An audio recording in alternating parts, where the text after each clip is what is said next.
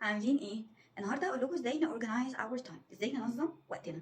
طيب اول حاجه احنا بنحتاج ان احنا نبدا اليوم بتاعنا بحاجه واضحه، يعني يبقى عندنا خطه لليوم، حتى لو هنراجعها سريعا في دماغنا. ابقى عارف ان انا النهارده هعمل 1 2 3 4، اول ما يعني في بدايه اليوم اعيد ترتيب انا هعمل ايه في اليوم ده. ولو في حد بينظم بالاسبوع دي حاجه برضه احسن كتير. طيب بعد ما انا بدات يومي هو وانا منظمه هعمل ايه النهارده.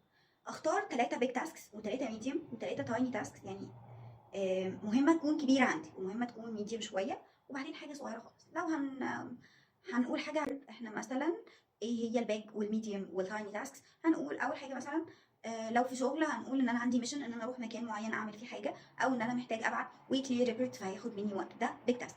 في البيت مثلا هقول لك ان انت محتاجه ترتبي الريسبشن وتشيليه وتحطيه من الاول وتعملي الازاز بتاع البلكونه، ده بيج تاسك. طيب الميديم تاسك في الشغل مثلا هيبقى ميتنج مش محتاج قوي ان انا اقعد اشتغل فيه كتير، هو بس ليه ليميتد تايم، فهو تايم هو ميديم تاسك.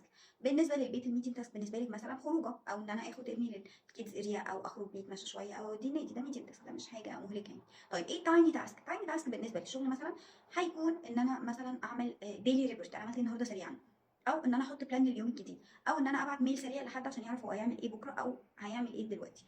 طيب ايه كمان بالنسبه للحياه بتاعتنا احنا العاديه كماميز مثلا، التايم تاسك بالنسبه لك انت تعملي مثلا ديزرت صغيره للولاد، او اعمل حاجه نشربها، اعمل فون كول لحد انا ما كلمتوش بقالي فتره، فهو انا عارفه انا محتاجه اعمل ده النهارده فهحطه في البلان بتاعتي. بعد كده هنعمل حاجه اسمها تايم بلوكس. يعني هعمل ايه، انا مثلا هقعد اخلص التاسك بتاعتي دي في 90 دقيقه، فانا عامله لنفسي تايم بلوك. بعد ال 90 دقيقه انا هشوف انا هعمل حاجه تاني او هاخد بريك. طبعا لو اتفرجتوا على البومودورو تكنيك، الفيديو بتاع البومودورو تكنيك، المفروض ان احنا كل 25 دقيقه ناخد 5 دقائق بريك، ومع خامس مره البريك بيبقى 10 دقائق مش 5 دقائق. بس هنقول ان احنا هنحط تايم بلوكس للحاجات اللي احنا بنعملها عشان ابقى عارف ان كل حاجه هاخد فيها وقت قد ايه.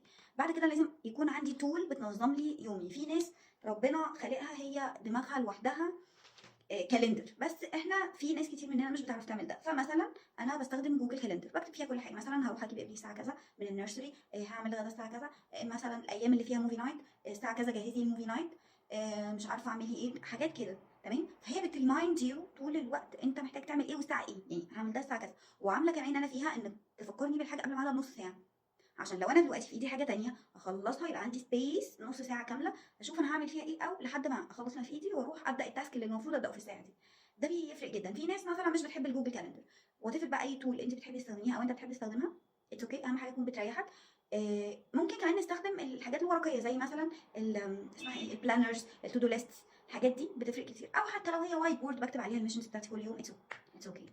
طيب لو انا دلوقتي في وسط اليوم وحسيت ان انا دماغي رش، مش قادر في، يعني انا سفيت، هعمل ايه؟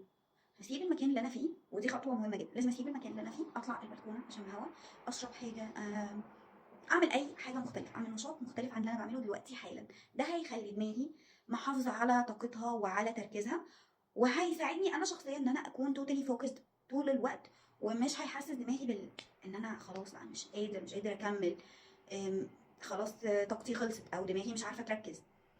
جربوا الحاجات دي وهتشكروني عليها بعدين.